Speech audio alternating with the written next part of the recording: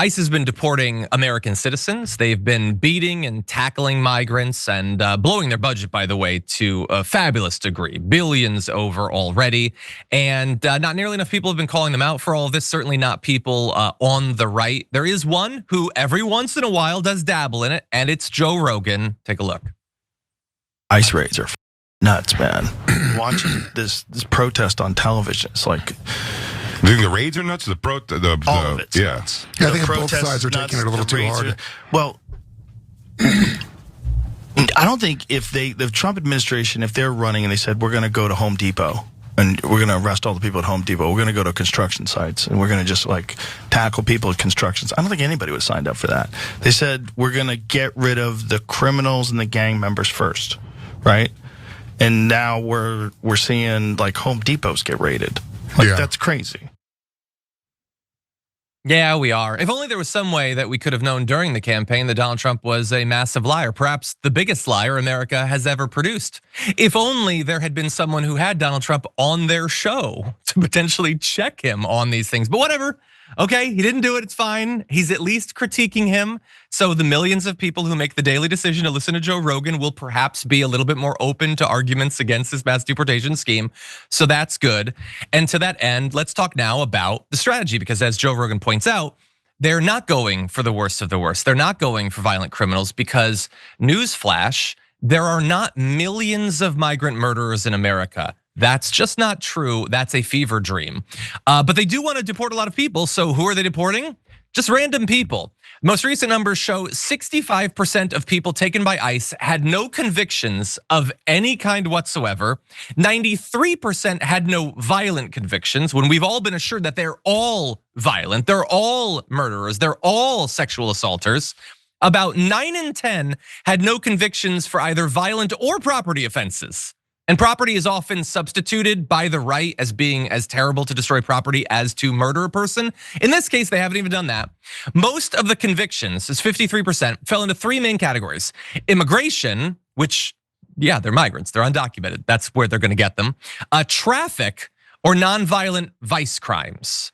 Okay, maybe some of that can be serious or whatever. The immigration, the traffic, hardly super serious stuff. And so ICE is, by the way, over time detaining far more immigrants who have, if we jump to the next graphic, who have no convictions or criminal charges. You know why? Because Stephen Miller has to have his numbers, and he sold a lie.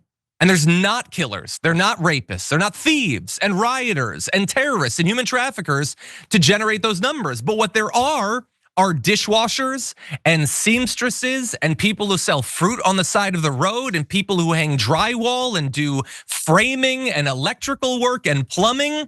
And when they're just trying to live their life and they're just trying to work, they're out there in the world, and you can go round them up. And then you can sell it as a necessary thing that you're doing as you prep to send them to South Sudan. By the way, this is a wild number that I hadn't even known. ICE has apparently deported at least 70 US citizens.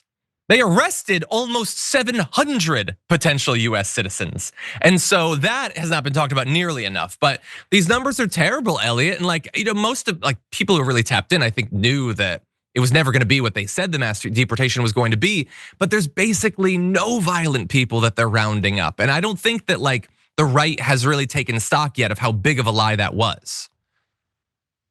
No, I don't think that they have the desire to look that squarely in the face. I know that these numbers were, for me, kind of shocking, because the last I had read, I think it was out of Los Angeles, which I know both of us live in Los Angeles, and so some of this hits quite literally a little closer to home. But I think it was Ken Klippenstein who released a report that it was something like 1/3 of the people being detained had no criminal record whatsoever, which was bad enough. And now these numbers are just exponentially worse. And when you juxtapose that with the fact that natural-born citizens are twice as likely to commit violent crime, 2.5 times more likely to commit a crime with drugs, and 4 times more likely to commit the property crimes, which, as you said, is the most important. I remember when the protests were happening in Los Angeles, listening to some right-wing family members lament how sad it was that the Waymo cars were suffering the way they were, and the roads were going to be damaged because that's sort of, they have a real heart for inanimate objects on that side of the political aisle, I think. But yeah, I mean, this stuff is just incredibly incredibly depressing. And it's playing out once again, where one side again is going, hey, we called this. It's up to you whether or not you want to accept it and change your policies based on new information. But I don't see that happening.